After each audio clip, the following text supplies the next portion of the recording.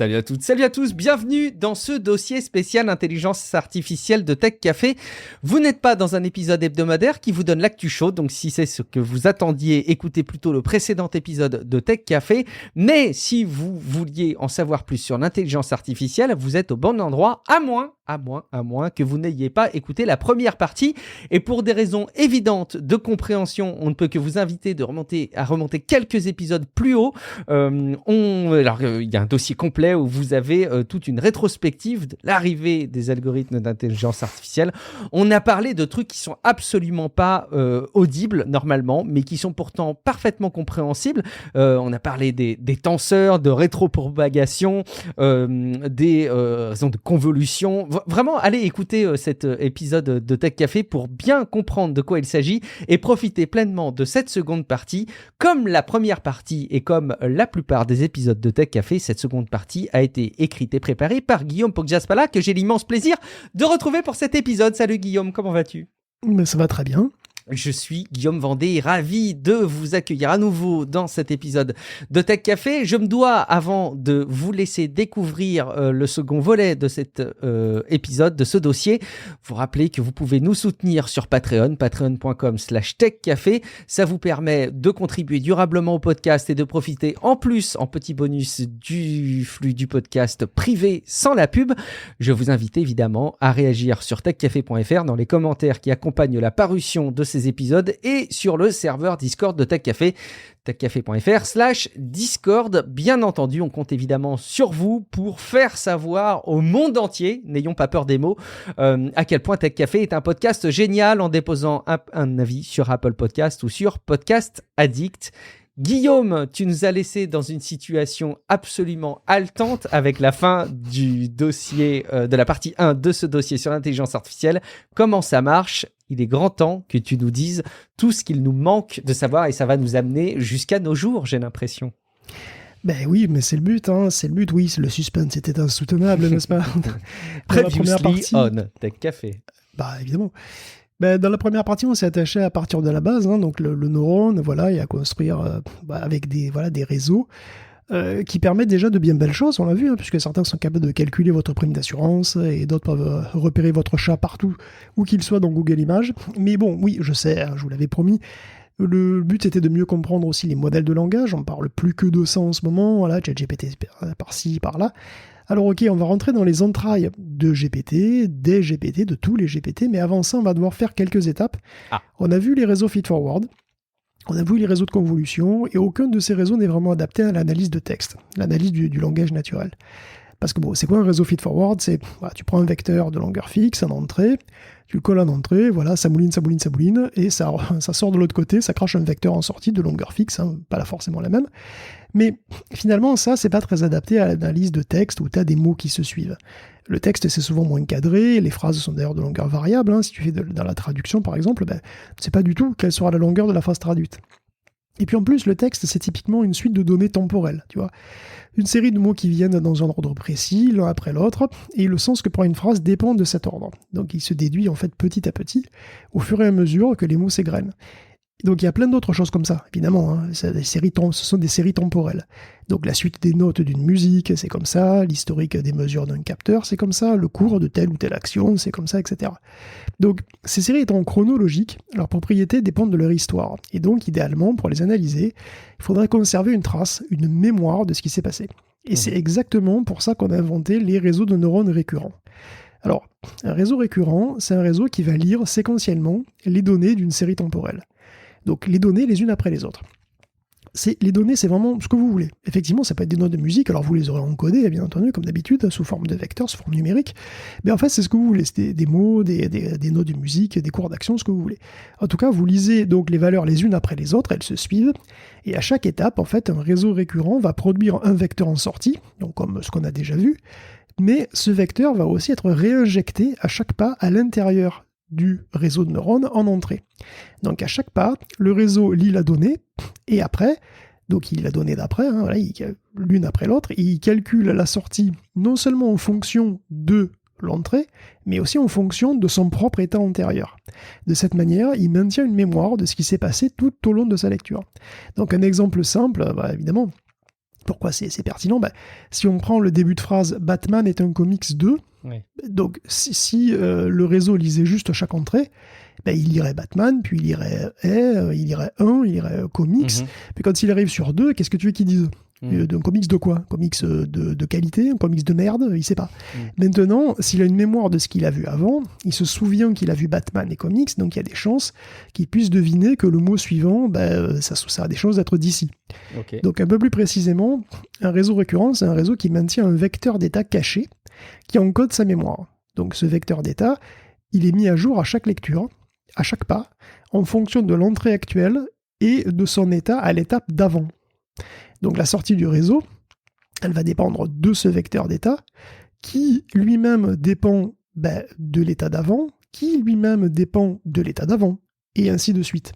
Donc chaque sortie du réseau dépend en fait de tout l'historique de tout ce qu'a vu le réseau finalement. Tu vois, puisque ce truc est récurrent, tu vois, c'est que c'est clair? Oui, bien sûr, il prend en compte tout l'historique pour arriver. Ouais, tout à fait. Donc comment ces sorties sont-elles calculées et comment ce vecteur d'état est-il mis à jour précisément? Par des couches de neurones dont les poids vont se régler tout seuls par entraînement. En fait, il y a précisément 3 couches de neurones. Il y en a une qui digère le vecteur d'entrée, il y en a une qui digère le vecteur d'état / mémoire, et une qui renvoie donc la sortie, qui fait la décision de ce qui va aller en sortie. Il y a aussi des biais, bien sûr, des fonctions d'activation à choisir, selon les goûts du moment, comme d'habitude. Mais un exemple typique où on a utilisé des réseaux récurrents, pendant assez longtemps, c'est la traduction de texte. Donc on va se pencher dessus, ça va permettre de voir un petit peu une notion, une architecture globale qui est très importante, qui est celle d'encodeur-décodeur. L'architecture en encodeur-décodeur. Donc, supposons qu'on veuille traduire une phrase du français en allemand, par exemple. Donc, il n'y a encore pas si longtemps, dans Google Translate, c'est comme ça que ça se passait, on utilisait ce genre de technique. Le principe de base est assez simple. On a un premier réseau récurrent qui est un encodeur. Tout simplement parce que son boulot, ça va être de lire chaque mot de la phrase en français jusqu'au bout, jusqu'au point final. Donc c'est un réseau récurrent, donc il a un vecteur d'état qui dépend de tout ce qu'il a vu, de chaque mot de la phrase et dans l'ordre en plus où il l'a vu. Cet état interne, ce vecteur, va encoder une représentation de la phrase, en fait, de la représentation de la phrase complexe, puisqu'il va dépendre de l'intégralité de la phrase. Donc c'est une représentation mathématique de la phrase. À partir de cette représentation abstraite, qui est donc encodée par le réseau encodeur, le réseau décodeur va produire, lui, une suite de mots qui va être la phrase traduite en allemand. Donc le vecteur encodé va être en quelque sorte le point de départ, et pas à pas, le décodeur, qui est lui aussi un réseau récurrent, va pondre les mots en allemand, un par un, jusqu'au point final. Mais au lieu de partir de rien, il va partir avec la mémoire du réseau encodeur. Donc les deux réseaux sont entraînés sur des millions d'exemples à ajuster, à optimiser cette représentation intermédiaire. Parce que l'idée, en fait, c'est d'avoir une représentation donc, de la phrase qui soit abstraite, qui encode la sémantique de la phrase, mais qui soit ni dans une langue ni dans une autre. Et du coup, avec ce genre de système, tu peux traduire même plusieurs langues à la fois. Tu vois, Donc on dit qu'un système comme ça, il est donc sec to sec ou sequence to sequence parce qu'il traduit des suites, donc des séquences, des suites de vecteurs en d'autres suites de vecteurs. Donc il y a plusieurs entrées et il y a plusieurs sorties. On fait plusieurs entrées vers plusieurs sorties. Donc on peut aussi parfaitement faire plusieurs entrées vers une seule sortie. Ça dépend, par exemple, quand on fait de l'analyse de sentiments. Tu vois, quand on fait de l'analyse sentiment, on a plusieurs entrées, on a une seule sortie, c'est le sentiment. On rentre une phrase en entrée, et en sortie, on a juste un seul vecteur qui donne le pourcentage de, je sais pas moi, de joie, de colère, de tristesse, etc. J'avais pas compris. Ok, d'accord. Donc ça, quand on fait ça, en fait, on peut le faire avec un encodeur, même limite un encodeur tout simple. Donc tu lis la phrase et au bout, la sortie, c'est une probabilité de chaque sentiment que tu as choisi. Donc joie, tant de pourcents, colère, tant de pourcents, tristesse, tant de pourcents, etc. Tu vois ? Alors, je vais aller très vite, évidemment, parce que c'est le principe général. Les réseaux de neurones, donc voilà, je l'ai un peu évoqué, ne lisent pas directement des mots. Là, j'ai dit, il lit un mot. Bon, oui, il lit pas directement un mot. Algorithmiquement, plutôt que... Non, mais le truc, c'est que... Non, mais ce que je veux dire, c'est que il faut encoder ces mots sous forme numérique, sous forme de vecteur. Chaque fois que je dis le réseau lit un mot, je sous-entends, il lit le vecteur qui correspond au mot.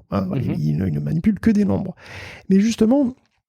il lit des mots, mais il peut aussi lire des lettres. Ça dépend de ce que vous voulez faire. En tout cas, quand il lit quelque chose sous forme numérique. Je peux faire donc le même raisonnement avec des lettres. D'ailleurs, ça peut nous donner une méthode très simple d'encodage pour fixer les idées, on va utiliser ça. Au lieu de dire je lis les mots d'une phrase, je dis je lis les lettres d'une phrase. D'accord ? Bon, imaginons que je lise un texte, donc lettre à lettre. Donc j'ai 26 lettres. Alors ok, j'ai aussi l'espace, j'ai un petit peu de ponctuation, enfin disons que voilà, pour faire simple, on dit que j'ai 30 possibilités différentes. Comment je transforme ça en un vecteur pour nourrir mon petit réseau de compagnie favori ? Bon, eh ben, un exemple très simple, c'est le one-hot encoding. Alors, il n'y a pas plus simple, hein, en fait, c'est vraiment très intuitif. Vous avez 30 possibilités. Bon, ben, ok, faites un vecteur de 30 dimensions, donc ça veut dire en fait une colonne avec 30 nombres.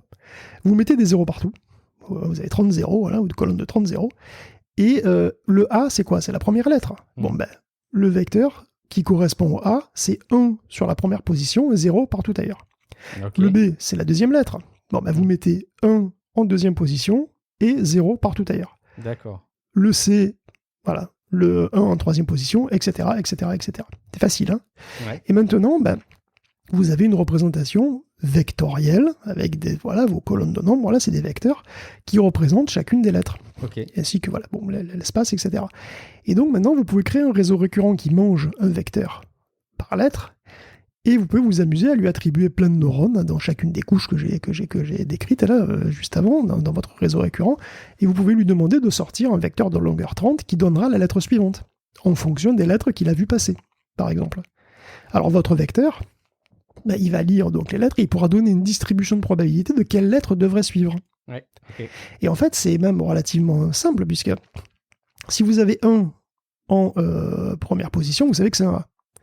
Mais votre réseau récurrent, bah, il pourrait dire, bah voilà, je lis les lettres, et à la sortie, je sors donc un vecteur de longueur 30, donc une colonne de longueur 30, mais j'ai 0,2 sur la première position. Qu'est-ce que ça veut dire ? Bah, ça veut dire que j'ai une probabilité 0,2 d'avoir un A. J'ai 20% de chance d'avoir un A. Okay. Et peut-être que j'aurai 0,6 dans le B, et peut-être que j'aurai 0,1 puis 0,1, tu vois. Et donc, probablement, le B, c'est la lettre la plus probable qui vient, selon le réseau, hein, ce sera la lettre la plus probable qui vient après toute lettre qu'il a vue. Tu vois, okay. Ouais, cette manière de... C'est pondérer la probabilité... Enfin, il donne une pondération sur ce qui peut suivre. Voilà, c'est-à-dire que, par exemple, tu peux faire un réseau récurrent qui lit les lettres et qui, à la fin, donne une distribution de probabilité sur l'ensemble des lettres possibles. Okay. C'est ça qu'il fait. Donc, tu peux entraîner ton modèle sur l'intégrale de Tolstoï, et après, il va t'écrire du Tolstoï, du quasi-Tolstoï. Et ça marche pas si mal, en fait. C'est même étonnant. Hein. C'est énormément plus simple à faire qu'un modèle de langage avec des mots. Un modèle de langage comme ça avec des lettres, ça peut se faire sur un ordi personnel. Hein. Tu peux entraîner ton propre modèle sur ton portable, il n'y a aucun souci. C'est troublant de voir à quel point le réseau apprend vite à créer des mots. Il recrée des mots, il recrée la ponctuation, etc. Il y a un article très marrant d'Andrei Karpathy qui s'amuse à faire ça il y a déjà un bon moment, et il a fait lire tout Shakespeare, un réseau de seulement 3 fois 512 neurones. Et bien le truc sort du quasi Shakespeare. Il recrée des monologues. Bluffant. C'est assez bluffant parce qu'il y a un côté terriblement triste, en fait, qu'on puisse aussi facilement, entre guillemets, algorithmiquement analyser un texte et le recréer de manière aussi bluffante, quoi. C'est presque triste. Alors, pas tout à fait, parce que c'est vrai qu'il recrée du quasi-Shakespeare dans le sens où structurellement, ça y ressemble de loin. Il va recréer des monologues, il va recréer des vers, il va recréer des mots qui sont plutôt bien placés, et grammaticalement, c'est pas si mal, mais ça veut rien dire. Ah, merde. Ben non. Avec la Wikipédia, c'est pareil. Je veux dire, tu peux lui faire lire la Wikipédia, il va de loin, ça ressemblera vachement à un article de Wikipédia, avec des vrais mots même, hein, mais les phrases se suivent sans avoir de sens, quoi. Je veux dire, ça n'a pas de sens. Et c'est normal, parce que les porteurs de sens, c'est pas les mots, c'est pas les lettres, c'est les mots. Mmh. Les lettres ne portent pas de sens, c'est les mots qui portent le sens. Donc c'est un petit peu normal aussi de passer aux mots. Et évidemment, c'est ça qu'on fait avec les modèles de langage. Donc on pourrait se dire qu'on va faire du one-hot encoding avec les mots aussi. Et on pourrait faire ça tout à fait. Hein. D'ailleurs, on en reparlera après, mais en fait, c'est pas très efficace de faire ça. Parce qu'il y a beaucoup plus de mots que de lettres, bien sûr. On passe de genre 30 donc à genre, 10 000 possibilités. Tu vois, donc il faut vraiment de gros vecteurs. Et puis, puisqu'on en est à encoder les mots dans un espace, donc un espace mathématique, hein, pourquoi pas le faire intelligemment ? Pourquoi ne pas exploiter le fait qu'on est dans un espace dans lequel on a des outils pour, par exemple, mesurer des distances, des angles, tu vois. Pourquoi on a un espace qui est un peu structuré, donc pourquoi ne pas s'en servir ? Donc, si je devais envoyer les mots dans un espace, est-ce que je les enverrais au hasard, comme ça, n'importe où ? Pas trop, parce que sinon, tu as des le qui suivent des la, qui suivent des les. Ça n'aurait pas trop de sens. Il y a des logiques d'enchaînement, sans doute, non ? En fait, ce serait peut-être plus intelligent d'envoyer le mot chat près du mot félin. Ouais. Et pas trop loin du mot chien. Ouais. Et probablement que Tractopelle, il sera pas du tout dans ce coin-là. Tu vois, il sera dans un autre coin. Ça me fait vraiment penser à Pedantix, le jeu quand même. Mais complètement. En fait, l'idée, cette idée-là, c'est l'idée de Word2Vec. Word2Vec, c'est un encodage qui est un plongement lexical. C'est-à-dire qu'on plonge le lexique, tout simplement, on le plonge, plouf, dans un espace. Et cet espace, il est lui-même construit par des réseaux de neurones. Ouais. Et c'est des réseaux de neurones qui sont entraînés à regrouper les mots par contexte linguistique. Donc Word2Vec crée un plongement qui est efficace des mots, parce que ce plongement permet d'encapsuler des informations qui sont utiles avant même que toi, tu crées ton propre modèle pour ton propre problème, tu vois, avec d'autres réseaux. Une partie du travail, elle est déjà pré-mâchée par Word2Vec parce qu'il envoie les mots et il les regroupe par proximité sémantique. Donc cette notion de plongement, ce mot de plongement peut être parfois un peu déroutant. Est-ce qu'un classement, ça pourrait s'appliquer pour toi, le mot Non. Non, ça marcherait pas pareil. Oui, si on veut. Alors, un ordonnancement, non plus. Non, alors on dit plongement, pourquoi ? Parce qu'en fait, on prend quelque chose. C'est un mec qui était fan de piscine qui a inventé ça, c'est évident. Non, mais un plongement, c'est ce que. Enfin, en gros, quand on met quelque chose dans un espace, si tu veux, quand on prend un objet et qu'on l'envoie dans un autre espace, mais d'une manière cohérente, d'une manière qui a du sens, on dit qu'on le plonge dans cet espace. Projection, ça marche pas ? Non, j'essaye absolument de trouver un autre mot, hein, ça peut paraître projection, ça pourrait marcher, mais ça a un sens mathématique qui est un peu différent. Ok. Quand tu prends un plongement, c'est que tu l'envoies dans un espace qui est plus grand en général. Enfin, d'accord. Voilà, je sais pas. Toujours est-il que on appelle ça un plongement, et dans ce plongement, effectivement, il y a un effet de clustering, c'est-à-dire que tu regroupes les mots en cluster, tu regroupes les mots par affinité, si tu veux. Tu vois. Bon, enfin, en tous les cas, il faut voir qu'on prend les mots et on les envoie dans un espace mathématique, on les envoie dans un espace abstrait, mais cet espace abstrait, il n'est pas juste n'importe quoi. C'est un espace qui est au contraire très structuré et qu'on fait vraiment exprès de faire très, très soigneusement. Okay. Donc, plongement, en fait, en anglais, ça s'appelle embedding, et bon, on voit, voilà, ce mot embedding, c'est omniprésent deep learning, on le voit un petit peu tout le temps. Et cette notion, de toute façon, de plongement, elle est omniprésente puisqu'on doit tout encoder sous forme de vecteurs. Donc c'est pareil pour les images, par exemple, tu vois, ou pour les images annotées. On les envoie, on prend des images annotées, c'est un couple. Les images annotées, c'est un objet particulier. On les envoie dans un espace mathématique abstrait qui est structuré d'une certaine manière. On les plonge dans cet espace mathématique, on fait un plongement. Voilà. Après cette discussion sur les plongements, on va revenir un petit peu à nos réseaux récurrents. Qu'est-ce qu'on peut faire avec ces beaux réseaux ? En théorie, on peut faire absolument tout. Voilà, vraiment. Parce qu'on peut faire de l'analyse de sentiments, on peut faire de l'analyse de toxicité sur des tweets, on peut faire de la traduction, on peut générer du texte, évidemment, comme un bon vieux GPT. Et comme énormément de choses dans la vie sont des suites temporelles, des suites de trucs qui arrivent les unes après les autres, il y a une infinité d'applications. En physique, en météo, en finance, en médecine, voilà, que sais-je. Et en théorie, les réseaux récurrents, tout simples, comme ça, puis ils sont pas vraiment très compliqués quand même à décrire. Hein. En pratique, en théorie, c'est parfait, c'est génial, mais en pratique, beaucoup moins.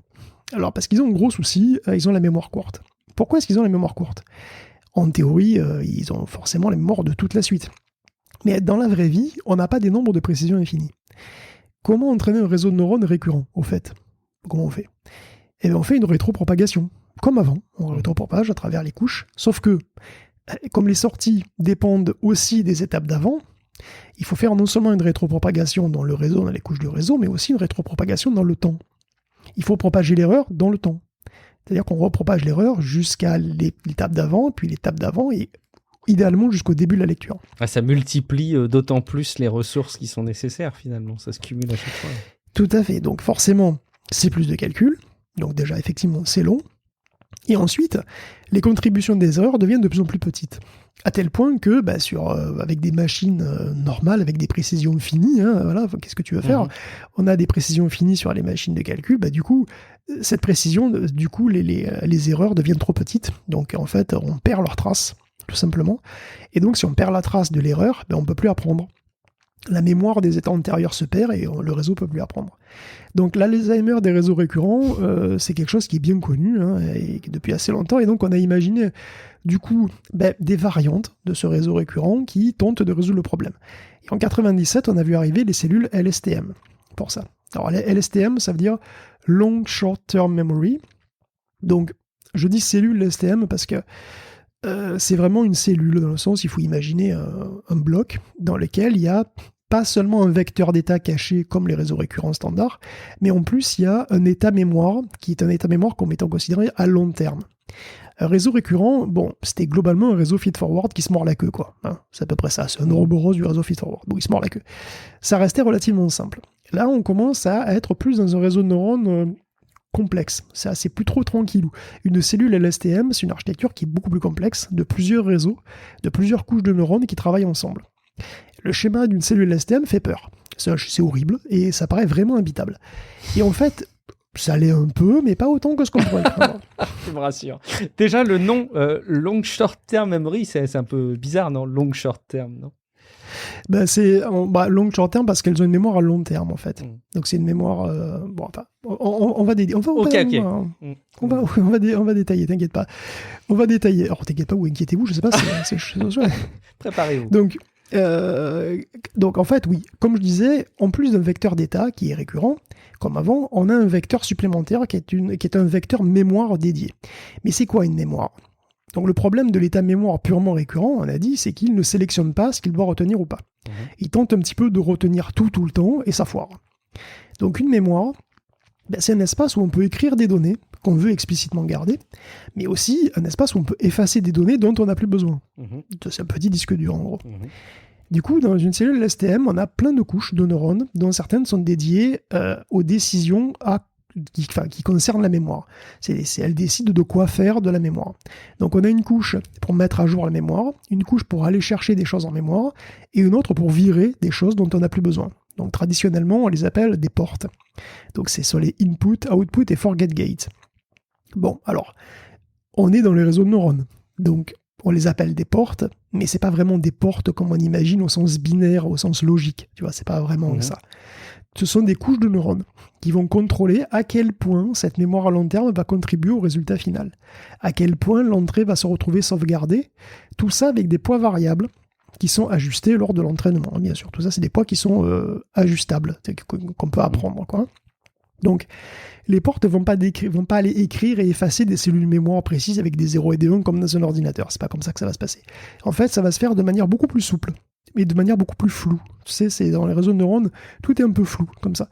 Donc, en fait, ce qu'on va faire, c'est qu'on va toujours lire et écrire dans la totalité de la mémoire à la fois. Mais, on va le faire plus ou moins fort selon les zones. On va prendre un exemple simple de la forget gate. Forget gate, donc la porte de l'oubli. C'est joli, on dirait un niveau dans un jeu vidéo. On dirait le niveau, ou un poème de Mérimée, je sais pas. Bref, la mémoire, c'est un vecteur de nombres. La mémoire, c'est de toute façon, tout est vecteur de nombres. Vous avez compris maintenant? Ça, moi j'ai compris depuis le début, tout ce qu'on dit, c'était vecteur de nombres. Ça, c'est bon. Donc, la mémoire, là, ça va être un vecteur de nombres. Bon, ok, très bien. Donc, comme d'hab, ça contient des valeurs qui ont un sens pour le réseau. Voilà, toi, tu comprends pas, mais le réseau, lui, comprend très bien. Bon. Et donc, pour oublier, pour effacer des trucs, on va modifier toutes les valeurs, mais on va en réduire certaines beaucoup plus que d'autres. La fonction d'activation de la couche de neurones de la forget gate, c'est une fonction qui varie entre 0 et 1. Donc elle va pouvoir plus ou moins étouffer certaines valeurs en créant ainsi une forme d'oubli sur certaines zones de la mémoire. Donc dans les parties où elle est à 0, ou quasiment à 0, elle va étouffer les valeurs, et là où elle est à 1, elle va pratiquement pas toucher les valeurs. Tu vois, donc c'est comme ça qu'on va oublier des parties de mémoire. Et donc le réseau devra apprendre tout seul comment gérer sa mémoire. Quelle info retenir? Qu'est-ce qui aura le plus de chances d'influer le résultat final plus tard? Ça, c'est quelque chose qui va s'apprendre. Donc si on considère une phrase longue comme par exemple, voilà, hier il a plu, je suis allé au boulanger, au boucher, chez Leclerc, et j'ai fini comme d'hab chez Micromania. Je suis bien rentré, mais il faudra vraiment que je répare cette baleine. Bon, là, un réseau récurrent normal, quand il arrive sur baleine, il a oublié le début de la phrase. Ouais. Déjà donc, que moi je l'ai oublié le début de la phrase. Ouais. Ah t'es pas passé au LSTM, bon. Trop récurrent. Donc voilà, baleine, il sait pas de quoi je parle, le pauvre petit. Alors, un réseau LSTM, lui, il a pu conserver en mémoire que le contexte, c'était la pluie. quand il est venu sur plus, quand il a vu le mot plus, bon bah voilà, il a pu le garder en mémoire parce que dans les exemples qu'il a vus, il a vu que ce contexte pouvait être pertinent pendant assez longtemps. Donc ça vaut le coup de garder cette information plus longtemps, tu vois. Donc un LSTM a plus de chances de compléter correctement la phrase en disant baleine de parapluie, tu vois, tout simplement. Alors, en 2014, les réseaux récurrents ont vu débouler une version simplifiée de la LSTM, la grande méchante GRU. Alors, GRU, c'est pour Gated Recurrent Unit, donc c'est une cellule qui est plus simple, c'est ce qu'on utilise aujourd'hui, plus ou moins quand on veut utiliser ce genre de cellule. C'est une cellule qui est plus simple, mais le principe est le même. On choisit ce qu'on veut retenir. Et il n'y a plus d'état de mémoire dédié, tout est dans l'état caché, voilà, on le gère de manière un petit peu plus subtile, mais vraiment c'est la même idée, quoi. La GRU est plus simple, et elle requiert un petit peu moins de calcul, mais elle conserve le même souci, par contre, que la LSTM, hein, et c'est pour ça qu'on n'utilise plus trop ces trucs en ce moment, c'est qu'elles sont longues à entraîner parce qu'elles sont très mal adaptées à la parallélisation. Oui, vas-y, tu voulais dire ? Oui, je me demandais, il y a peut-être un truc que j'ai manqué, mais à partir de quel moment et comment est-ce qu'on a permis de dire au LSTM que le contexte de la pluie était un truc qu'on voulait durablement garder en mémoire? Mais tout ça, c'est fait par entraînement. C'est-à-dire que tu lui donnes des exemples. Tu sais, c'est toujours pareil. Dans ton dataset, effectivement, elle va apprendre effectivement à quoi... Enfin, je peux pas vraiment te dire parce que ça dépend. Il faut lui donner plein d'exemples. C'est comme tous les réseaux de neurones. Non, mais c'est un entraînement, millions en fait. d'exemples. Oui, c'est un entraînement, tout à fait. Oui. On ne programme jamais rien directement. On donne l'opportunité au réseau d'apprendre tout seul. On ne programme jamais un réseau. On leur donne la possibilité, en leur attribuant des poids et des liens entre ces poids quelque part, on leur donne on leur octroie la possibilité d'apprendre par eux-mêmes. Et donc, s'ils doivent garder en mémoire le fait que c'est la pluie, il va falloir qu'ils le déduisent tout seuls en lisant des milliers de livres. On a l'impression qu'on les éduque plutôt qu'on les programme. C'est marrant. Hein. C'est exactement ça. On les entraîne et on ne les programme pas, on les entraîne. Tu vois ? Intéressant. Ok. Donc l'évolution des réseaux de neurones, elle est indissociable de celui d'une matos de calcul sur laquelle on le fait tourner. Ça, vous avez bien compris que s'il y a des quantités de calcul considérables qui sont nécessaires pour entraîner ces machins et que ça devient rapidement ingérable si vous n'avez pas le matos. Donc dès que ça a été possible ou presque, les réseaux sont passés sur GPU par exemple. Donc dès 2006 à peu près, un réseau de neurones de convolution a tourné sur GPU, il était déjà 4 fois plus rapide que sur CPU, ça montrait déjà bien l'intérêt d'investir dans de la programmation super parallèle, voilà, sur accélérateur. En 2011, le gain était de 60 fois. Et aujourd'hui, alors, les GPU sont équipés vraiment d'unités qui sont faites exprès pour, donc c'est encore sans doute énormément plus.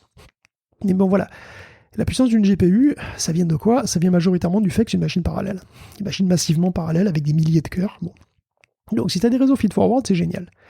Parce que, on l'a dit, c'est que du calcul de matrice. Et donc du calcul de matrice, c'est ultra parallélisable. Hein, chaque valeur chaque valeur tu peux paralléliser vraiment, mais... Chaque valeur quand tu fais un produit de matrice, chaque valeur de la matrice produit, c'est indépendant. Donc c'est parfait, c'est génial. Pour les réseaux de convolution, pareil. Parce qu'on fait des filtrages, les filtres sont indépendants. Pour chacun des filtres, les pixels sont indépendants, c'est la fête. Pour les réseaux récurrents, c'est pas la fête. Parce que tu peux paralléliser les couches dans la cellule GRU, parce que là aussi c'est des couches de neurones. Bon voilà, c'est du produit de matrice, ok. Par contre, comme c'est temporel, tu peux pas calculer le pas d'avant avant d'avoir fini le pas actuel. Tu dois faire les choses dans l'ordre. Tu dois faire les choses séquentiellement. L'horreur. Tu dois faire les choses séquentiellement. Ça va pas, non ?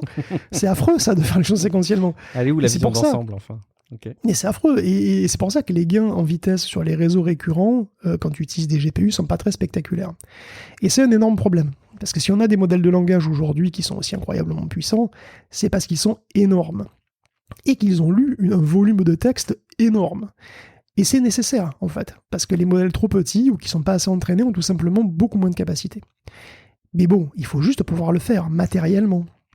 Entraîner des modèles comme on a actuellement avec des LSTM ou des GRU, c'est très très très compromis. Mais bon, comme on a nos barres, des Lolama et compagnie, ça veut dire qu'il y a quelque chose qui a tout débloqué. Ouais. Et c'est quoi qui a tout débloqué ? C'est l'apparition d'un nouveau modèle de réseau de neurones qui s'appelle les transformers. Mais avant de parler des transformers proprement dit, il faut revenir sur un réseau récurrent pour parler d'un mécanisme qui est absolument essentiel et qui est même capital pour toutes les applications modernes, au-delà même des transformers, et c'est l'attention. C'est le mécanisme d'attention. Alors, on a parlé des cellules LSTM qui utilisaient une mémoire dédiée pour retenir les informations pertinentes et oublier les informations qui n'étaient pas. Dans une certaine mesure, cette sélectivité, cette manière de filtrer l'information rappelle un mécanisme très simple qui est celui de l'attention. Donc l'attention qu'on porte à tel ou tel détail. Nous, les humains, mais les animaux aussi, c'est pareil, on utilise en permanence un mécanisme d'attention pour se concentrer sur ce qui est important à un instant donné. Bon, quand on est dans une fête avec plein de musique, on peut se concentrer sur la voix de notre interlocuteur pour l'écouter quand même. Tu vois, on peut se concentrer sur lui. Quand on regarde une photo de son neveu, moi je sais pas ce que vous faites, mais moi je le regarde pas séquentiellement de droite à gauche, de haut en bas comme ça. Je lui scanne pas comme ça la photo. Donc on regarde d'abord le visage, on regarde d'abord les yeux, la bouche, ensuite on passe au corps, puis ensuite on passe au décor, à l'arrière-plan, etc. C'est un truc qui est totalement instinctif, on s'en rend même pas compte, mais en fait c'est une utilisation qui est très efficace dans notre capacité de calcul. Au lieu de prendre frontalement tous les pixels d'une image, blam, de les scanner un par un comme ça, on se concentre sur les zones importantes et on interprète comme ça beaucoup plus vite, avec beaucoup moins de calcul, le contenu de l'image. Si on reprend notre exemple de traduction automatique, français-allemand avec un réseau de neurones récurrent, là, on se dit que ça pourrait être une bonne idée d'avoir un mécanisme équivalent. Après tout, moi quand je traduis un truc, quand j'écris le premier mot de la traduction, je ne vais pas regarder forcément l'intégralité de la phrase. Je vais sans doute me concentrer sur le début de la phrase. Et puis quand j'arriverai au verbe, je vais probablement me référer au verbe de la phrase à traduire, etc. Tu vois. Donc une alternative finalement à la mémoire des LSTM, c'est de doter les réseaux récurrents, par exemple, d'un mécanisme d'attention comme toi et moi. Donc, ça va prendre la forme de... Alors vas-y, devine quoi ? D'une pondération, bien sûr. D'accord. Toujours des pondérations, c'est toujours des poids de tous les côtés. Donc l'attention, ça va être associé à chaque mot une certaine valeur qui va dire c'est important ou pas. Okay. Donc chaque mot va avoir un score, en fait, un score entre 0 et 1. Donc, 1, c'est super important, et 0, c'est OSEF. Voilà, total. Bon. Avec ces coefficients-là, le décodeur va savoir où porter son attention sur quel mot. En plus, comme il ne va pas avoir à tout considérer tout le temps, il va être plus efficace. Le truc à bien saisir, c'est que l'attention, c'est quelque chose qui change en permanence. Ça dépend de ce que je fais. Dans la traduction, à chaque fois que j'ai écrit un mot, je me concentre potentiellement sur des parties de la phrase qui sont totalement différentes. Donc dans le décodeur, celui qui écrit la traduction, il va devoir demander finalement des scores d'attention en fonction de où il en est, tu vois. Demander à qui ? Demander à d'autres réseaux de neurones qui vont devoir apprendre quels mots ont de l'importance dans quel contexte. Donc là encore, tout se passe de manière souple et assez floue. Le décodeur fait une sorte de demande, son contexte à lui, et le système d'attention va comparer ça à ce qu'il connaît, retrouver des scores d'attention. On va revenir là-dessus plus tard. Les mécanismes d'attention sont utilisés pour supplémenter, pour aider d'autres types de réseaux de neurones. Donc ils sont aussi utilisés pour la vision, pour la reconnaissance de forme, pour détecter plus vite des éléments dans une image.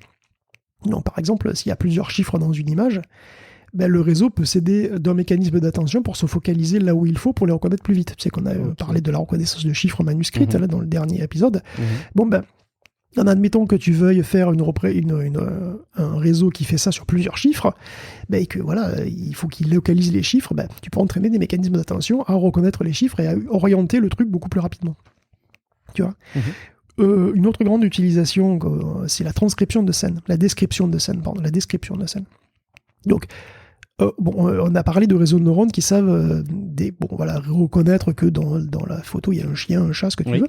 Il y en a qui sont capables de décrire une photo précisément. Donc ça, vous avez tous vu ça, bien sûr, une photo, et puis donc vous avez une description du style « un berger belge devant une niche en bois dans un jardin en hiver », tu vois, ce genre de truc. Bon. Pour faire ça efficacement, donc on a un réseau convolutif. C'est pas un berger allemand. Un berger belge. Les bergers belges existent, tu peux vérifier. Je ne savais pas, autant pour moi. Et pour faire ça efficacement, il y a un réseau convolutif, comme on a vu dans l'épisode précédent, mais il y a aussi un réseau récurrent, et ils sont appairés, les deux. Le réseau récurrent utilise un mécanisme d'attention qui se focalise sur des éléments de l'image. D'abord le chien, puis la niche, etc. Et la reconnaissance se fait comme ça. Donc c'est comme si par-dessus la photo, il y avait une carte du focus du réseau. Une sorte de heat map, tu vois, de carte de température, qui évolue, en plus, tout le temps, jusqu'à ce que le réseau ait reconnu tout ce qu'il juge pertinent. Donc la description est terminée. Donc les mécanismes d'attention, c'est un outil qui sont vraiment extrêmement utiles, et leur succès a atteint un sommet en 2017 quand un article révèle qu'en fait on n'a pas besoin de plus. Voilà, c'est comme ça qu'on a pu avoir des transformers et ChatGPT. Donc C'est bon, ça paraît dingue parce que ça paraît très comparable, et je ne sais pas si c'est que ça a inspiré ou c'est que les recherches ont amené à cette même analogie, mais au fonctionnement, comme tu le décris, de l'être humain. En fait, l'analogie que tu fais sur la manière dont on regarde une image, une photo, etc., a l'air d'être très très proche de la manière dont fonctionne cette mécanique d'attention. Et du coup, ça donne l'impression que soit on s'est inspiré des fonctionnements humains parce que ça marche bien, soit la recherche amène à créer des vrais parallèles entre la façon dont fonctionne l'être vivant biologique et l'informatique. Non, il y a un peu les deux aussi. Dans une certaine mesure, on est forcément influencé par la manière dont on fonctionne. C'est quand même assez logique. Mais de l'autre côté, il n'y a pas 36 manières d'être efficace. D'un point de vue évolutif, on est arrivé en filtrant les informations, parce que c'est une sorte de filtrage de l'information en fait. Parce que le problème en réalité, c'est qu'on a toujours trop d'informations. Le cerveau, il ne conserve, je sais pas, il doit conserver 1% des informations qu'il reçoit. Il y a encore 1% de tous les sens. Ouais. Oui, voilà, je dis ça au pif, mais ça veut dire que c'est très très peu, tu vois. Et il fait un énorme filtrage, et ce filtrage est strictement nécessaire, parce que sinon il pourrait juste pas fonctionner, il serait complètement submergé, tu vois, d'informations. Mais ça me va bien, parce que moi qui ai souvent le sentiment de pas avoir beaucoup de mémoire, je pourrais désormais dire, non, je filtre trop. Voilà, j'ai une capacité d'attention trop grande sur certaines choses. Et ce filtrage, c'est une source d'efficacité, donc voilà. Très très efficace. Et on pourra me dire maintenant, si jamais on me dit t'as oublié le lait, non, j'ai une capacité d'attention plus grande sur certaines choses. Ok, très bien. Je m'en tire comme je peux. Mais oui. Enfin, en tous les cas, donc le mécanisme d'attention dont je parle là, et en particulier, on n'a pas besoin de plus. Là, je fais référence à un article de 2017, donc de Google, qui s'appelle Attention is all you need, et qui montre donc que leur nouvelle architecture, qui s'appelle le Transformer, sont en fait aussi efficaces sur les tâches linguistiques que les réseaux récurrents, alors qu'ils ne sont pas récurrents du tout. Donc le schéma des transformers fait peur, je sais. Il fait encore beaucoup plus peur que les LSTM, donc si vous avez le truc, c'est vrai que le schéma fait un peu peur, mais là encore, l'idée générale est compréhensible. Alors déjà, on va faire vue de très haut, si on prend une vue un petit peu, une vue aérienne, disons. En général, c'est une architecture en encodeur-décodeur. Donc encodeur et décodeur sont, pour la faire vite, des réseaux feed-forward avec un mécanisme d'attention. Donc les transformers ne traitent pas, attention, les entrées les unes après les autres. Ça, c'est très important. Ils prennent un paquet de mots d'un coup, et pour cette raison, ils sont très bien parallélisables. Donc c'est une architecture qui se prête très bien à l'implémentation sur GPU. Okay. Le fait qu'une architecture non récurrente, non séquentielle, fasse aussi bien que les autres à débloquer vraiment des possibilités énormes pour entraîner des réseaux qui sont toujours plus monstrueux, sur des masses de texte toujours plus pharaoniques, et ça donne des réseaux qui sont toujours plus mieux.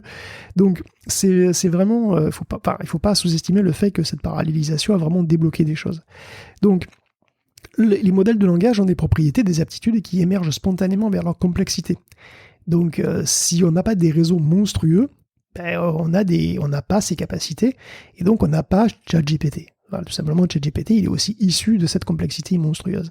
Et les transformers ont permis l'explosion des modèles de langage. Alors, on va voir maintenant comment ça marche un petit peu plus en détail, les transformers. Donc déjà, je l'ai dit, ces réseaux-là ne sont pas récurrents, donc ils prennent tous les mots à la fois. En fait, les transformers, ça a ce qu'on appelle une fenêtre de contexte. Donc en fait, c'est juste, ça prend un bloc de mots, un nombre fixe en général, par exemple 2048. Donc il prend d'un coup ces 2048 mots et il va tous les traiter en parallèle. Alors c'est bien beau, mais dans une phrase, c'est vrai que les mots arrivent naturellement les uns à la suite des autres. Donc quand je dis je suis allé à la plage, je suis content, il y a 2 fois je. Voilà, c'est 2 fois le même token. Mais ça désigne la même personne en plus. Mais dans l'impression ce chat et ce rat, il y a 2 fois le mot ce, mais ça désigne pas du tout la même entité. Oui. Ça désigne un chat et un rat. Pour pallier à ce problème, la solution n'est pas bien compliquée. On va numéroter les mots et considérer non pas simplement les tokens, c'est-à-dire les mots qui correspondent, les vecteurs qui correspondent à des mots, mais en fait on va les augmenter avec le numéro. Donc on va considérer des vecteurs numérotés en quelque sorte. On va considérer ce 1 et ce 4. Ok. Voilà, tu vois. Voilà.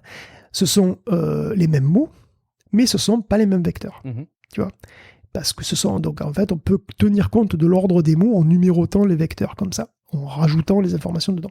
Alors techniquement, c'est plus subtil que ça. On applique ce qu'on appelle un encodage positionnel aux vecteurs qui correspondent aux mots. C'est plus compliqué, mais c'est vraiment ça l'idée, quoi. Donc, on donne un index, en fait, tout simplement, à chaque vecteur, non ? Oui, mais non. Oui, c'est l'idée, mais c'est pas comme ça Ok. qu'on fait.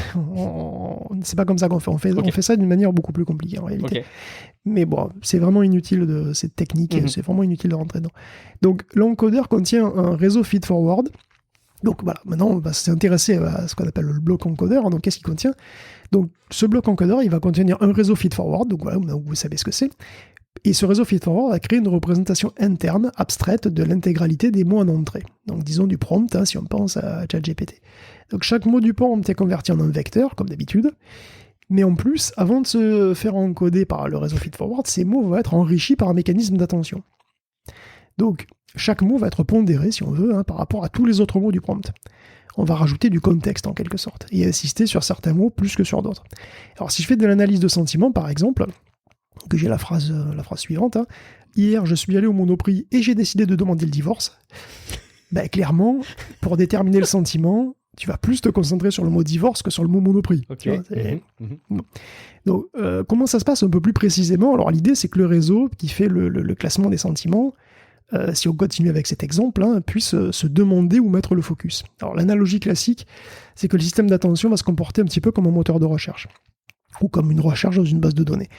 En fait, c'est assez simple. Quand tu cherches un truc dans un bouquin, c'est pareil en fait. Si je te demande donc par exemple, tu as un bouquin de 450 pages sur le deep learning, et je te demande, c'est quoi la formule de la forget gate de la cellule LSTM? Bon. Ben, soit tu lis le bouquin du début, voilà, en entier, et j'ai ma réponse la semaine prochaine, ou mieux. Soit tu vas dans la table des matières, tu compares ma demande au titre des sections, et ensuite, quand tu trouves une qui correspond à peu près, tu vas aller dans le texte et me donner ma réponse. C'est plus rapide, et finalement, c'est ce que fait un système d'attention. Éviter d'avoir à se concentrer sur tout le bouquin. Filtrer les informations pour être efficace, voire même pour éviter de se perdre. Tu vois. Accessoirement, c'est aussi exactement ce qui se passe quand tu fais une recherche dans une base de données. Tu fais une requête, ta base de données elle est classée et indexée selon des clés, et quand tu trouves la clé qui correspond à ta requête, tu prends la valeur associée, c'est la valeur que tu cherches. Tu vois, c'est bon. Alors, je fais ce parallèle explicitement, je suis un peu obligé parce que c'est cette terminologie qu'utilisent les auteurs de l'article sur les transformers. Et parce qu'il y a 3 réseaux de neurones qui sont super importants, dont le mécanisme d'attention, il y a 3 couches qui sont notées Q, K et V. Et elles sont notées comme ça parce qu'il y a query, key et value. Donc ça veut dire qu'il y a requête, clé et valeur. Ça ressemble vachement à une recherche dans une base de données finalement. Et c'est l'idée générale, exactement. L'idée, c'est de mesurer à quel point Q et K, c'est-à-dire la requête et la clé, se ressemblent. Donc normalement, je sais bien, on trouve la valeur qu'on recherche que si la requête est égale à la clé. Mais là, dans un réseau de neurones, encore une fois, tout est flou, tout est plus flou. N'oublions pas que tout doit rester différenciable, tout doit rester lisse, donc on mesure des requêtes et des clés qui sont plus ou moins semblables, et on leur assigne des valeurs entre 0 et 1 en fonction de ça. À l'approchant, quoi. Voilà. Alors, faisons une petite pause récapitulative, parce que on regarde ce truc de près, c'est pas super simple non plus, et ça va nous permettre de comprendre une des limitations les plus embêtantes des transformers. Alors, admettons que je vais compléter la phrase suivante. Voilà, j'ai interrogé ma banque de données avec. Donc le prompt, c'est j'ai interrogé ma banque de données avec. Donc il y a 10 tokens qui donnent 10 vecteurs avec plein de dimensions en général, on s'en fout. Et le transformer va prendre ces 10 vecteurs en entrée simultanément. D'accord ? C'est pas récurrent. On les prend simultanément. Bon, maintenant, pour chaque mot, j'aimerais savoir sur quel autre porter plus d'attention. Ça suppose que pour chaque mot, je vais calculer un score par rapport à tous les autres. Donc pour chaque mot, je vais avoir 10 valeurs d'attention entre 0 et 1. Entre OSEF et c'est super important. Donc au total, je vais avoir 100 valeurs. 10 scores pour chacun des 10 mots. Si j'avais eu 11 mots, j'aurais eu 11 fois 11 valeurs. Bon. Donc on voit bien que le nombre de valeurs d'attention qu'il faut avoir en mémoire, c'est le carré du nombre de mots. Et un carré, ça monte vite. Donc pour 2048 mots, c'est déjà 4 millions de valeurs. C'est pour ça que les transformers n'ont en général pas une très grosse fenêtre de contexte. Qu'elle n'est pas super longue. Parce que le nombre de calculs aussi augmente au carré, du coup. Donc voilà. Alors comment aller plus loin ? Ça c'est une piste de recherche. Il y a des alternatives, mais pour l'instant, les transformers standards ont cette limitation, si tu veux. Cette difficulté. Bon. Alors d'ailleurs, intéressons-nous donc à ces calculs, justement, ces calculs qu'on doit faire, et à pourquoi on doit quand même un petit peu se compliquer la vie, parce que reprenons notre exemple de prompt, j'ai interrogé ma banque de données avec. À votre avis, si je prends les scores d'attention qui vont accompagner le mot interroger, sur quel autre mot je vais devoir me focaliser pour bien saisir le sens de la phrase? Tu vois, banque ou données, effectivement. Tu vois, banque et données, il va probablement y avoir pas mal d'attention dessus, parce que c'est ces mots-là qui me disent que je parle certainement pas d'un gars à la Société Générale, tu vois, mais plutôt d'un truc informatique. Ouais. Or ça, les vecteurs tout nus, les vecteurs qu'on obtient avec l'embedding, donc le plongement dont j'ai parlé avant, ils sont pas suffisants pour capter cette subtilité. Tu vois, admettons qu'on ait simplement ces vecteurs mots encodés de manière sémantique, comme je l'avais décrit plus haut là. Bon. Je peux avoir une idée que données et banques sont pas si loin. Parce que banque et données, effectivement, ça apparaît assez souvent dans les textes de manière assez proche. Mais interroger, c'est sans doute pas du tout au même endroit. Interroger, c'est sans doute à un autre endroit. Et finalement, qu'est-ce que je peux faire de tout ça? Pas grand-chose. Donc en fait, je vais devoir apprendre à quoi faire attention.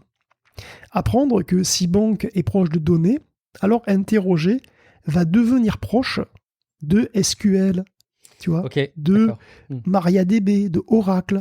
Mais par contre, il ne sera pas proche de guichet. Ouais, carrément. Donc il va falloir que je bouge comme ça en fonction du contexte.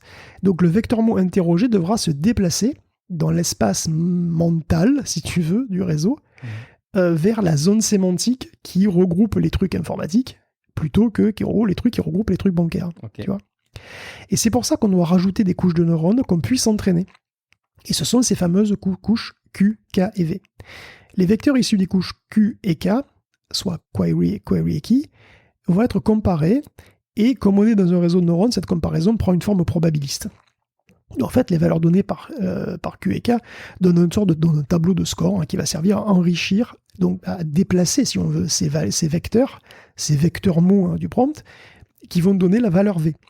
Et c'est cette valeur V que va finalement traiter le réseau feedforward, qui lui va s'occuper de donner la réponse finale du bloc encodeur.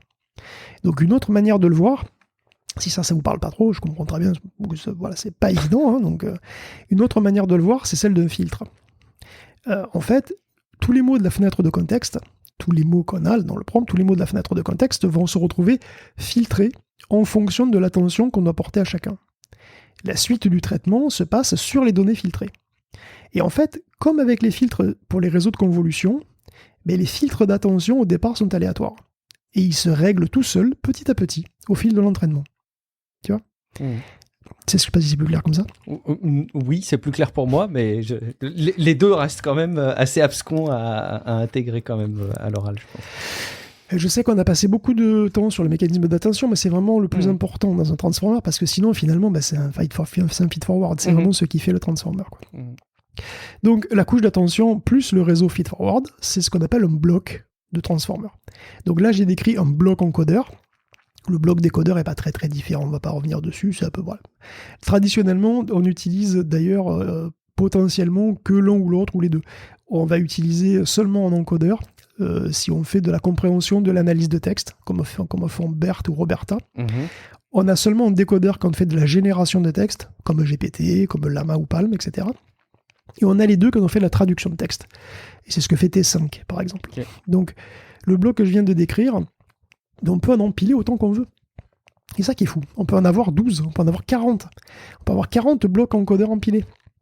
Et pourquoi faire ?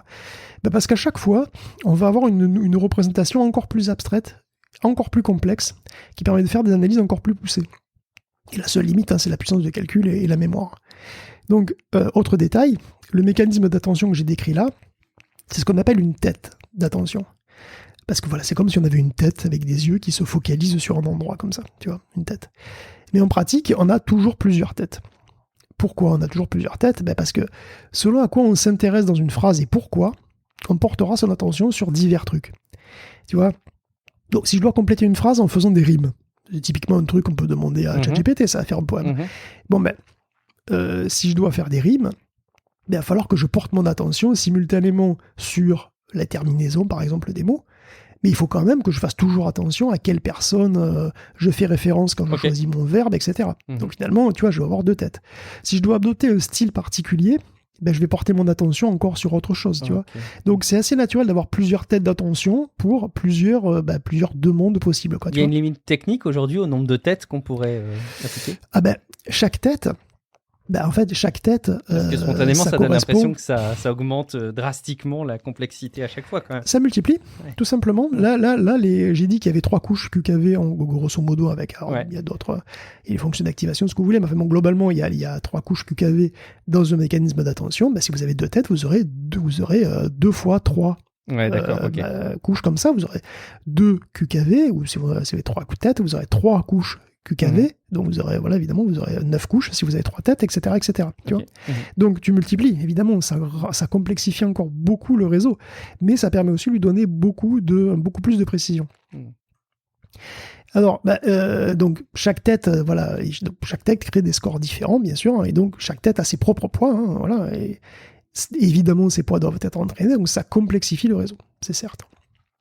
Bon, ça y est, on a tous les outils pour faire une opération avec un rouvert de GPT. Ah, parfait, allons-y, sortons tout ce scalpel. Donc, le premier GPT a été créé par OpenAI en 2018. Donc GPT, ça veut dire Generative Pre-trained Transformer, donc transformer génératif pré-entraîné. Donc c'est un transformer, qui peut générer du texte et qui est pré-entraîné sur des grosses masses de données textuelles. Donc, en fait, c'est un nom qui est très générique, c'est un nom qui est purement fonctionnel, si bien qu'on parle aujourd'hui d'un GPT, comme on parlerait limite de Kleenex, quoi, tu vois. C'est pas vraiment une marque, mais bon, c'est un peu l'idée, c'est générique. Donc, il y a le Cerebras GPT, il y a le H2O GPT, etc. Alors, GPT-1 est assez modeste, donc il a 12 têtes d'attention et il a 12 couches de transformation, de décodage. C'est un décodeur. Et à la fin, il y a un vecteur qui donne une distribution de probabilité. Donc il fait que 117 millions de paramètres, il a été entraîné que sur 4,5 gigaoctets de texte, principalement des livres. Alors, vous voulez des détails gore? Oui, je le sais, plus de détails. Donc les GPT ont un vocabulaire de 50 257 jetons, donc ces fameux tokens dont je parle toujours. Même en français, on dit souvent token, on dit assez peu jetons. En fait, un jeton, pourquoi on ne dit pas des mots? Parce qu'en fait, un jeton, ça peut être des mots entiers, c'est vrai, mais ça peut être aussi des symboles, ça peut être des chiffres, un chiffre est un token, et ça peut être aussi des parties de mots, tout simplement parce que les mots, tu vois, selon le... les mots peuvent être composés, quoi, donc en fait, il y a des mots qui sont des... par exemple, métamorphose, je pense que méta, c'est un token, et tu vois, il y a des trucs comme ça. Bien, et en plus, je vais y arriver, excusez-moi. Un emoji, un emoji, c'est un token aussi, etc. Alors, il peut y avoir des symboles, etc. Donc, tous ces trucs-là, donc c'est pas vraiment des mots, même si c'est presque des mots, donc on les appelle des tokens. Et donc, ce sont des trucs qui sont indexés, chacun a un numéro, donc on commence par transcrire les mots en jetons. Bon. D'accord. Et donc, un token peut être représenté de manière assez naïve, comme un vecteur à 50 257 dimensions. Voilà, donc, encore une fois, c'est juste, je dis dimensions, mais il suffit de penser à une colonne de 50 257 nombres, quoi.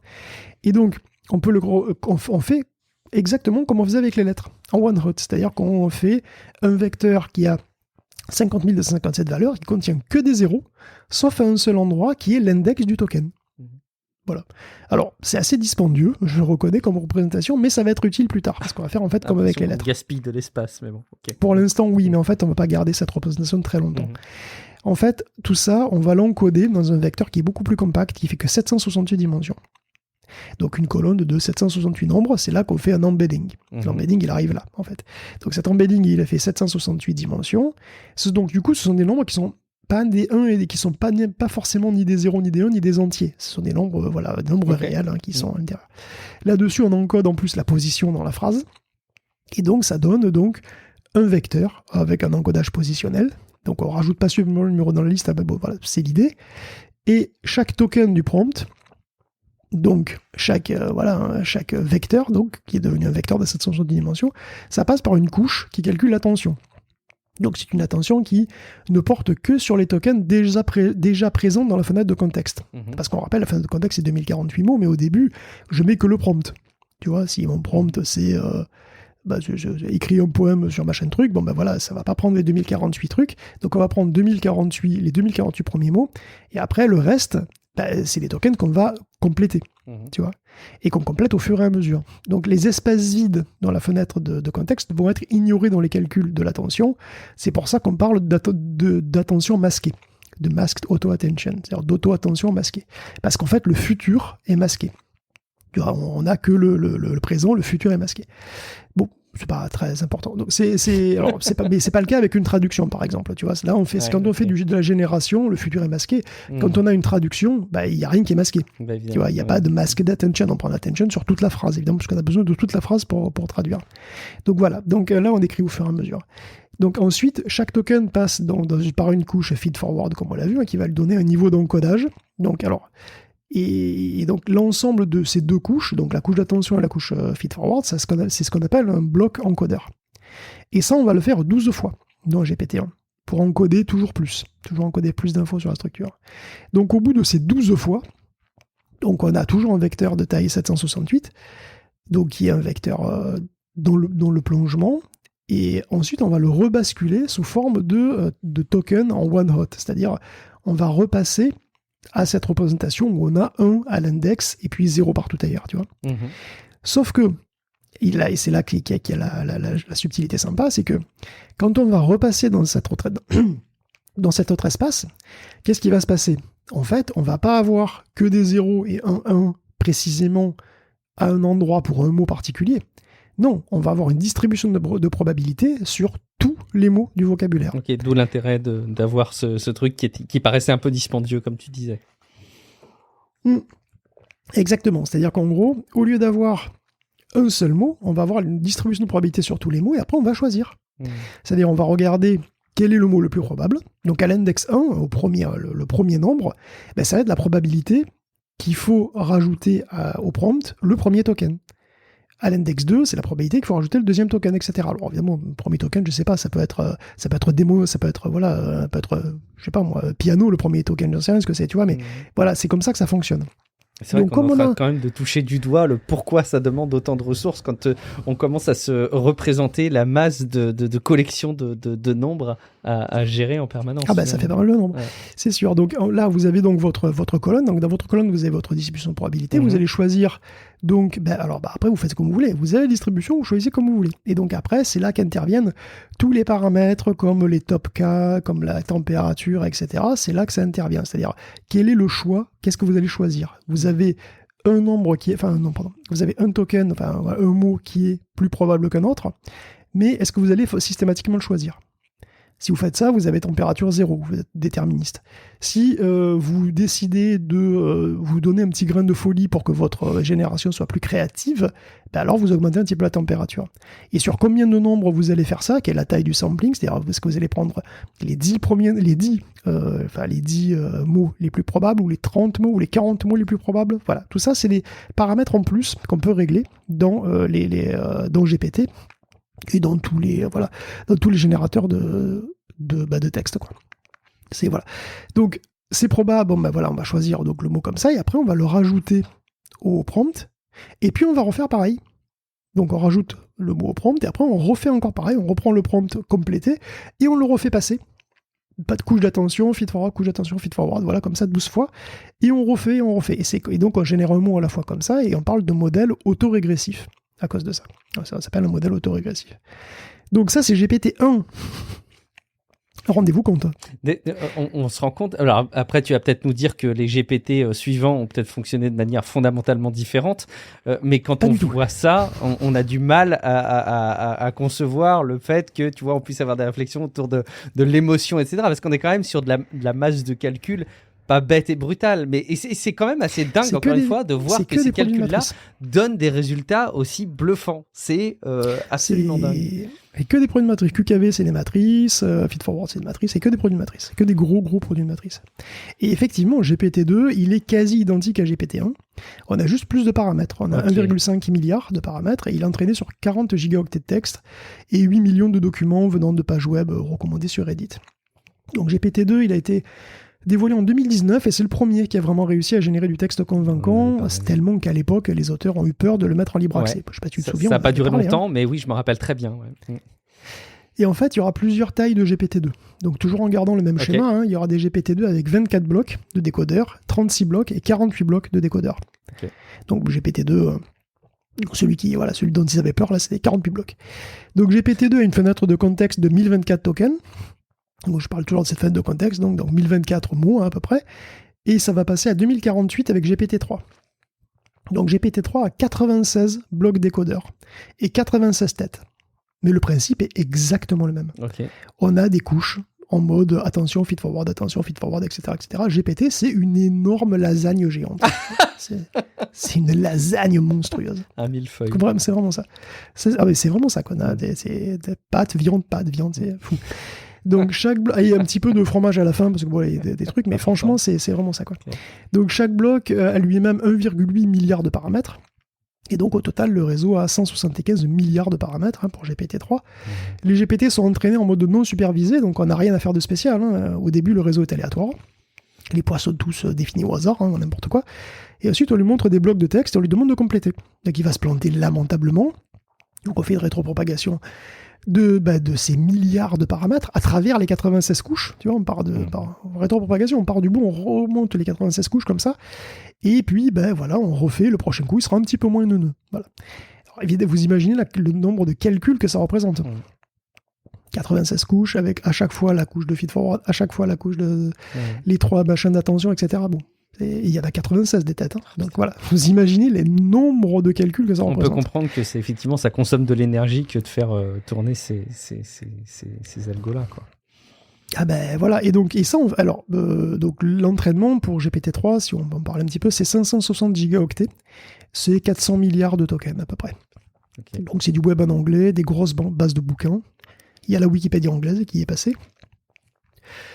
GPT-3 a commencé à tchatcher en 2020, donc en 2022, il y a eu une révision qui deviendra GPT 3.5. Donc voilà, après c'est... J'allais dire après c'est l'histoire. Après c'est Tech Café semaine après semaine. Voilà, la suite on la connaît. Et GPT 3.5 sera fine-tuné pour donner ChatGPT. Fine-tuné, donc voilà, toujours cette histoire. Fine-tuné, ça veut dire réentraîner. C'est-à-dire qu'on fait des réglages fins sur les poids. Donc en fait, on fait une session d'entraînement supplémentaire. Alors pour le coup de ChatGPT, c'est un entraînement pas particulier, puisque en fait, il sera réentraîné, mais de manière supervisée, quoi. Donc son entraînement initial est en mode non supervisé, donc il fait ça tout seul. Donc là, pour faire ChatGPT, on va par contre lui montrer, en quelque sorte, comment répondre sur un assortiment d'instructions et d'exemples et de comment les suivre. Donc les humains vont en quelque sorte lui montrer, vont noter ses réponses, vont lui montrer comment se comporter. Donc il va noter s'ils apprécient ou pas. Et en fonction de ça, les poids vont être un petit peu modifiés pour manœuvrer le modèle vers un comportement spécifique. Et le comportement spécifique, c'est celui d'un chatbot à tout faire, le plus poli possible, on va dire. Voilà. Tout simplement. Donc à la base, GPT-3 n'est pas un chatbot. Voilà, je dis ça aussi parce que ce n'est pas un chatbot. Il ne fait que donner la probabilité pour les mots suivants. Oui. Ce qu'on vient de dire. Malgré ça, dès le début, on a découvert qu'il avait quand même des propriétés étonnantes. En particulier le few shots learning, qui permettait de l'utiliser pour faire des tâches pour lesquelles il n'a pas été spécifiquement entraîné. Donc ça, c'est un truc qui a surpris à l'époque. Et bon, depuis, on a découvert une centaine de propriétés émergentes sur les gros modèles de langage, c'est-à-dire que ce sont des capacités qui n'existent pas dans les petits modèles et qui apparaissent au fur et à mesure d'un certain niveau de complexité, qui s'améliorent au fur et à mesure. Donc il y a une bonne centaine de capacités qui ont été repérées dans l'ensemble des grands modèles qu'on a aujourd'hui. Donc par exemple, l'arithmétique basique. Voilà, GPT-4 est capable de calculer des trucs et apparemment, il est vraiment capable de calculer sur une certaine taille puisqu'il est peu probable qu'il ait qu'il ait enregistré tous les résultats possibles quand même, parce que GPT-4, je pense qu'il fait des calculs sur des nombres qui sont assez grands quand même, donc ça paraît assez improbable qu'il ait vraiment tout enregistré, mais bon. Donc l'arithmétique basique, la possibilité de coder et de débugger les programmes avec une certaine intuition physique, avoir une certaine intuition physique aussi, maîtriser la prononciation des mots, ce qui n'est pas forcément évident, faire des jeux de mots et les comprendre, etc. Ça, c'est des aptitudes qu'on constate quand on fait des tests standardisés sur divers modèles et qu'on voit sur les très gros modèles de langage. Donc le plus gros modèle Palm de Google, il semble avoir une intuition de la géométrie que le petit Palm ou le petit Chinchilla n'ont pas, par exemple. Tu vois. C'est pareil pour les maths élémentaires. Donc voilà, il y a toute une liste de ces propriétés et du niveau de calcul que ça nécessite. Alors j'ai parlé de GPT parce qu'évidemment, ChatGPT c'est la célébrité mondiale, c'est la rockstar du moment, mais j'aurais aussi pu parler de bien d'autres. En fait, la plupart sont assez proches. Par exemple, Llama de Meta, c'est aussi un transformer. Alors sa version publique la plus grosse a 65 milliards de paramètres, elle a 80 couches et 64 têtes d'attention. Et les vecteurs sont de dimension 8192. Donc c'est des vecteurs qui sont beaucoup plus gros quand même. Mais fondamentalement, ça marche pareil. Exactement. Okay. Ça marche exactement pareil. C'est un transformer qui est exactement comme celui de GPT. Alors, Il y a des toutes petites subtilités. Les auteurs ont pris une fonction d'activation qui est un petit peu plus efficace. Ils ont un peu changé l'encodage positionnel et les normalisations, mais voilà. Le seul truc, c'est qu'ils ont surtout entraîné les lamas sur de très très gros volumes de texte. Sur 1400 milliards de mots, c'est beaucoup plus que GPT-3 et ça donne une grande puissance au modèle, même pour des versions de petite taille. D'ailleurs, c'est peu connu, mais il existerait une version de lama à 546 milliards de paramètres. Il y est fait référence dans un papier de Meta du 26 avril. Et c'est un modèle qui n'a pas été diffusé, ce n'est pas un modèle grand public, donc on ne peut pas mettre les mains dessus.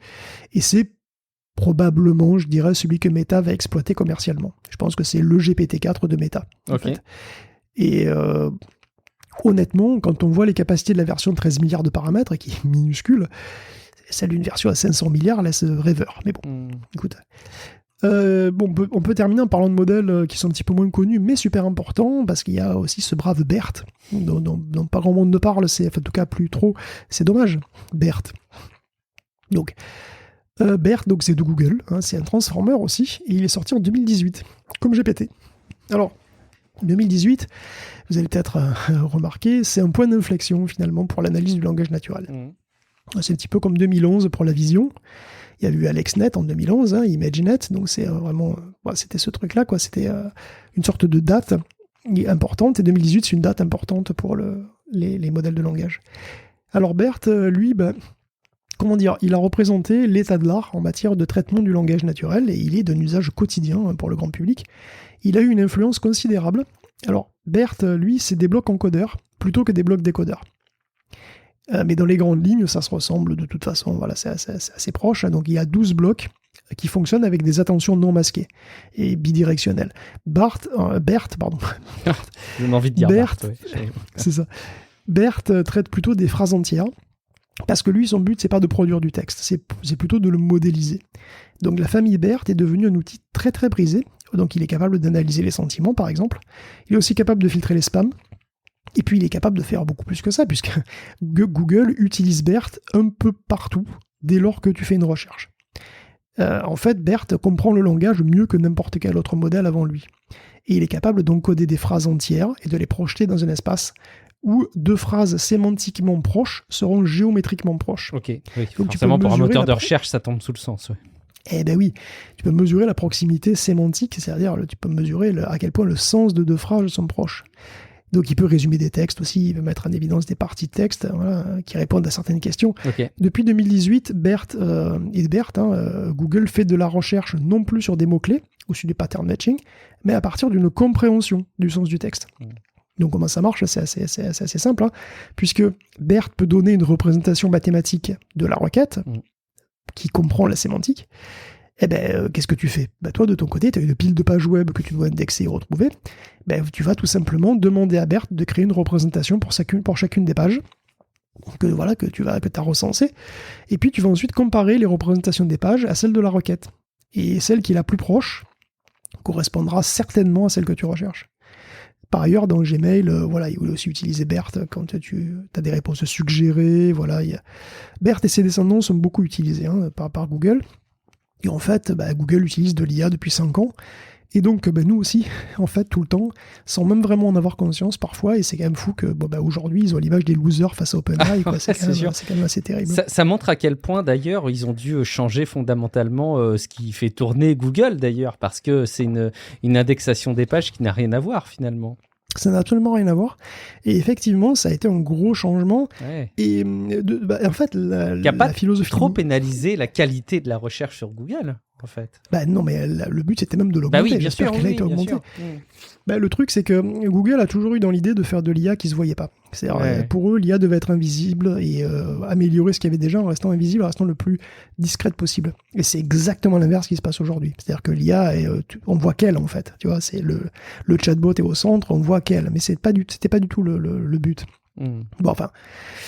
Voilà, donc on a fait un peu le tour. Peut-être les transformers sont utilisés dans plein d'autres modèles de langage, bien sûr. Quand je parle de Lambda, de Palm, de Sparrow, tout ça, c'est à peu près la même chose. Et tu vois que tout ça a été très rapide, puisque les transformers sont apparus en 2017. Ouais. GPT et BERT sont apparus en 2018, GPT-2 en 2019, le 3 en 2020, ChatGPT 2022, GPT-4 en Ça 2023. fait une fenêtre de tir très réduite, effectivement, pour des gros changements. C'est fou, hein. Alors, c'est... Oui. Ça veut dire quoi? Ça veut dire que l'avenir, il va être figé dans ces formats-là et ça va être des histoires d'optimisation? Ou est-ce qu'on peut s'imaginer avoir un gros bouleversement? Non, les Transformers sont des modèles qui sont complètement démocratisés maintenant, mais il y a, pour l'instant, c'est les stars. Mais il y a déjà des variantes. Alors, c'est des variantes qui ne décollent pas forcément trop encore, mais comme on l'a dit, les Transformers n'ont pas que des avantages. La quantité calcul croît avec le carré de la longueur du texte en entrée, donc en quelque sorte, on a une mémoire dont le prix devient très vite prohibitif, quoi. Et donc, si tu fais un chatbot, tu as une discussion qui peut être longue. Si tu vas aller chercher les infos de la semaine d'avant, c'est niet, c'est pas possible. Donc, il y a des recherches et des propositions pour se débarrasser de ce problème. Donc, il y a les performers, il y a notre challenger qui s'appelle Roi Couve, dont j'ai parlé un petit peu, hein, je sais pas si tu te souviens. Roi Couve, le truc imbitable, RWKV. Oui, c'est vrai que c'était la notation qui ressemble pas du tout à la prononciation, mais bref. C'est une catastrophe. En tout cas, ce truc revient à la récurrence. Bon, il y a des modèles de 14 milliards de paramètres qui assurent pas trop mal. Et puis, après, il y a les solutions externes, les solutions pour vectoriser les corpus, etc. Bon, voilà, ça rejoint un petit peu ce dont on a parlé, quoi. Ça fait essayer d'avoir des mémoires à long terme, tu vois. Bon, voilà, c'est l'ébullition. Les transformers sont utilisés pas que pour le langage. Bon, ils sont aussi très doués pour la reconnaissance d'images, par exemple. Et bien sûr, j'ai évoqué ici les réseaux les plus connus, hein, les plus simples, mais il y en a encore plein d'autres, évidemment. Et certains pourraient donner encore plus de capacité aux futurs modèles. En leur adjoignant des mémoires, hein, et voilà, par exemple, il y a des machines de Turing neuronales, avec des trucs à mémoire qui sont presque comme des trucs qui s'autoprogramment, ou bien en adaptant le temps de calcul selon les besoins, etc. Là, actuellement, quoi qu'il fasse, le réseau fait toujours la même quantité de calcul, mais c'est pas forcément très efficace, ça, tu vois. Donc il y a des recherches un petit peu partout sur plein de modèles, des modèles qui peuvent être nouveaux. Voilà, il y a énormément de choses à découvrir. Évidemment, dans cet épisode, on n'a fait qu'effleurer la surface, avec tout ça, avec ces épisodes, mais voilà, il faut s'attendre encore à énormément de choses absolument dingues dans les années qui viennent, et les Transformers sont pas du tout le bout du chemin, hein. Pour l'instant, c'est une architecture qui a le vent en poupe, et c'est un truc qui est devenu classique, mais c'est pas du tout le bout du chemin. Il y aura encore plein d'autres trucs assez incroyables, j'en suis sûr, hein, dans les années, peut-être les mois qui viennent.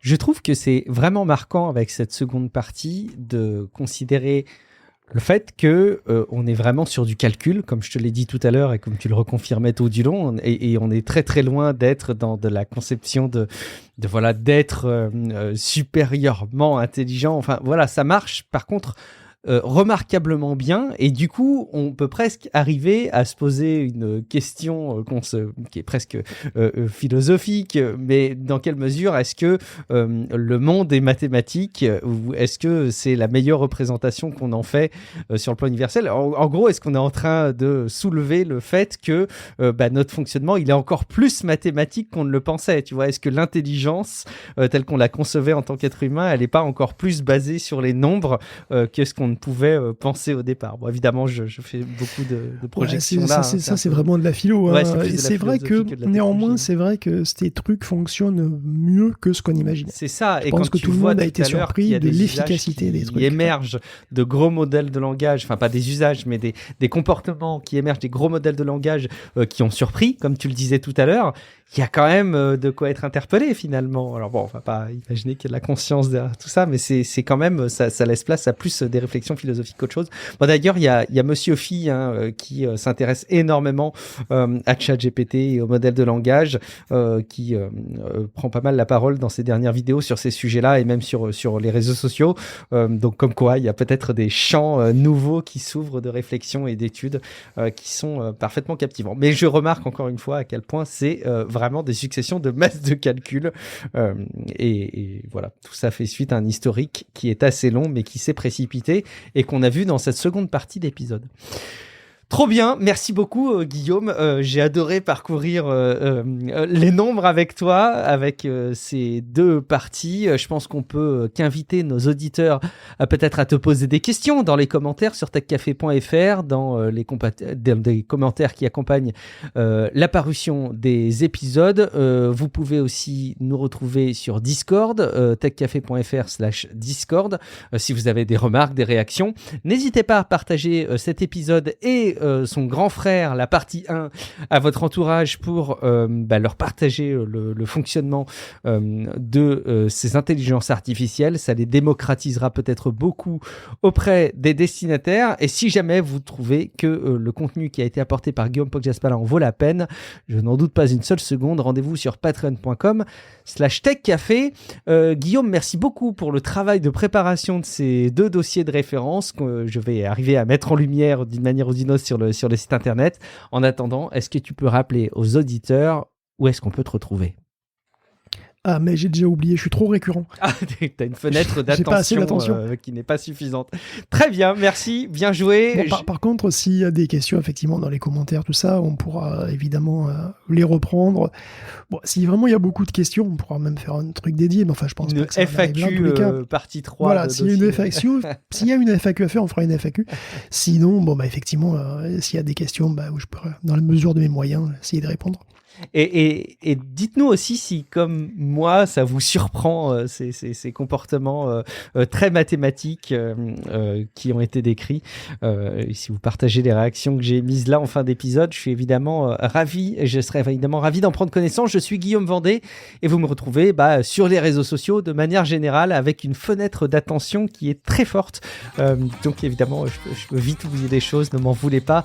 Merci beaucoup pour votre fidélité. On se retrouve dans quelques jours pour un prochain épisode de Tech Café. Ciao à toutes et à tous. Ciao à tous.